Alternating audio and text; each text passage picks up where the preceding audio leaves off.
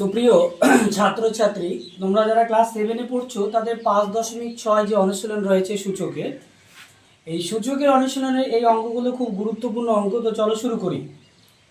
9 square এবং ভাগিত 9 square যদি ভাগ থাকে এবং নিধান সমান থাকে তাহলে আমরা কি করব? নিধান সমান যদি থাকে তাহলে নিধান যা আছে তাই হবে, আর পাওয়ারগুলো কি হবে? পাওয়ারগুলোর বিয়োগ হবে। 2 বিয়োগ 2 তাহলে কত হবে? পাওয়ার 0। আর কারো পাওয়ার 0 মানে কি হয়? কারো পাওয়ার 0 মানে হচ্ছে 1। কারো পাওয়ার 0 মানে কি? উত্তর হচ্ছে 1। তাহলে 9 স্কয়ার ভাগিত 9 স্কয়ার ইজ ইকুয়াল টু কত হবে? 1। আশা করি তোমরা বুঝেছো। এরপর 7 স্কয়ার ভাগিত কত ইজ ইকুয়াল টু উত্তর 1 হবে। তাহলে 7 স্কয়ার না, 7 কিউব আছে।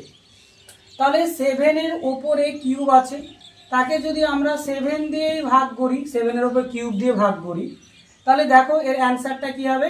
আগেরটার মতো, যেমন 9 ভাগিত 9 স্কয়ার ছিল, তাহলে 7 ভাগিত 7 কিউব ভাগিত 7 কিউব সমান কত হবে? 7 3 মাইনাস 3, তাহলে কত হবে? 7-এর ওপরে 0, আর 0 মানে কত? 1।